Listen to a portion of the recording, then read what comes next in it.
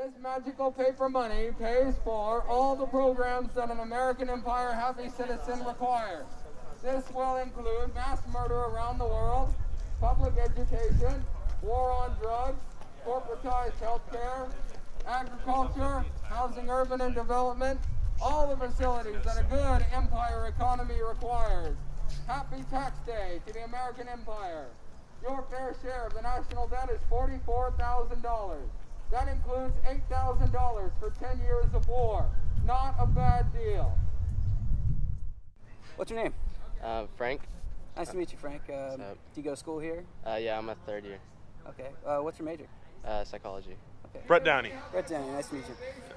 So what are you doing here today? I'm protesting against our national debt. It's getting ridiculous on today's tax day. Benjamin. Nice to meet you, Benjamin. Nice to meet you. Why are you here?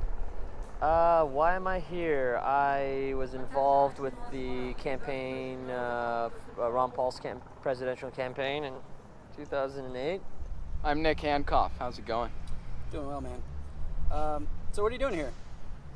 Oh, it's April 15th, and so we're just spreading the message to the UCLA students out there that baby boomers have given us an economy based on debt, and it's debt now of over $12,813,772,326,520.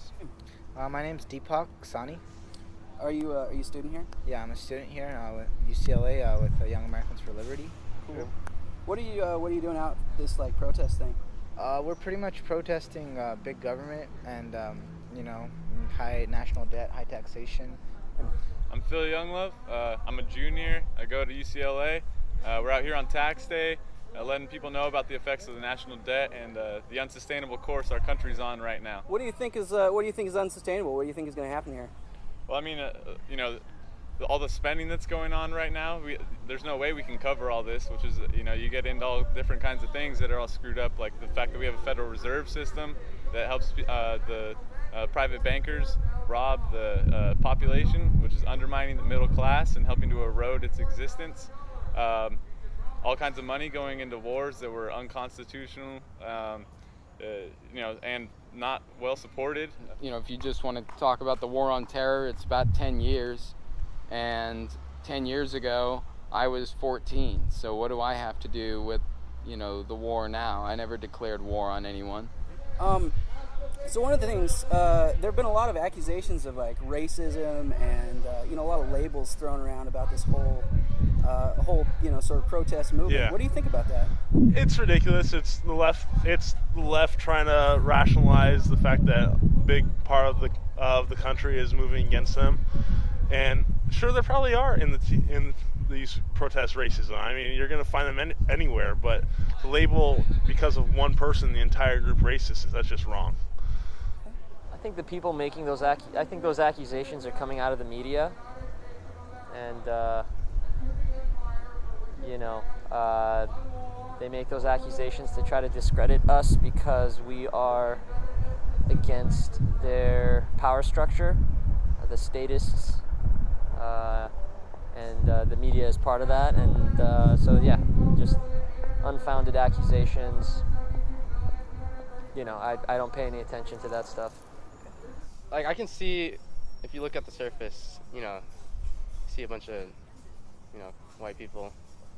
But I think it's more about a lot of the other demographics, they don't get access to the same resources and the same information, and they're just not informed.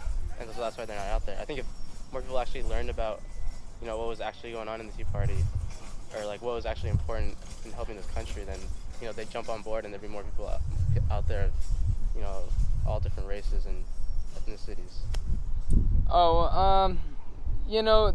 The movement, they say it's nationwide and all that, and I think the movement the revolution, whatever you want to call it, lives inside the individual. And so to judge a movement as racist doesn't really get you anywhere,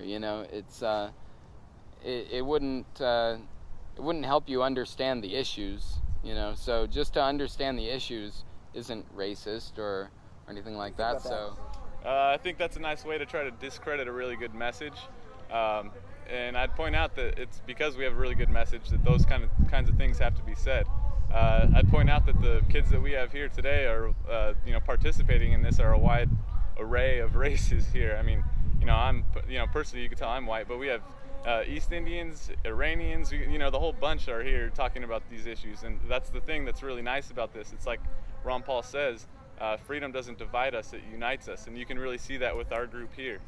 I just think that's a way to minimize the movement and actually not, have our politicians not pay attention, and people in the media and academia and all that, they don't actually want to confront the fact that people don't want bigger government and they don't want bigger spending, whether it's in the military industrial complex, whether it's in the welfare state with all these government entitlement programs and stuff. They don't want government control over their lives. We don't want bake sales being banned. I think I heard that on TV that like one county is doing that, and that's just wrong. We just want less government in our lives, and we're protesting that message. And it's not racist like to say that. A lot of people are coming out here, and it's just I think different people come out here. Like you just met an Armenian girl before that. I was talking to a Filipino girl. Talked to a Mexican guy before that. They're interested. They like the message. They signed up. What do you think is going to happen to the American economy if if nothing changes? If you guys your protest doesn't work? Well, what will happen to the American economy is that it'll continue to decline, and we'll wake up in 30 years, and our standard of, and unfortunately, I think the decline will be so gradual. I think that most people won't realize, but I think we'll wake up in 30 years and be like, what happened to our standard of living? It's hard to tell, but there goes my alarm. It's hard to tell because it's just too unpredictable right now, because if the way that our government's working now, if they continue spending, it's going to collapse. But if they get smart and stop spending and try to cut back, then we might pull through. That's just common sense is telling me that there's got to be a real decline in the standard of living, and it looks like it's coming up in the near future because with the rise of China and the slow, you saw in 2008 with the erosion of our financial system. If nothing changes, I'm probably gonna have to move out, but like to another country? Yeah. I think it's just gonna get worse if we keep propping up these companies and we don't let the market to take its course. We need to do certain things to return back to a free enterprise and entrepreneurial spirit type economy. I would say we need to audit the Fed and slowly end it. I'd say we need to start cutting back on government because government needs money to finance itself, and that creates a huge debt. And what happens with that debt is we're borrowing or we're printing money, and that's killing the dollar. And the dollar is our purchasing power. All right. You got anything else you want to say, man? This is a very good youth movement that's going on right now. The kids are real hyped about it. Kids care that they're going to have to pay for all these things. Their standard of living is going to be undercut. They just don't like higher taxes, especially in Los Angeles region, where you've got 10.25% tax in Compton. You've got 9.75% tax in Studio City. You've got sales taxes going up. Government needs money. They're trying to raise their revenue any way that they can. And so people are upset with that. I just don't like our almost $13 trillion in debt. Yeah. I just wish our government would realize that and see that you can't just print more money to try to cover that.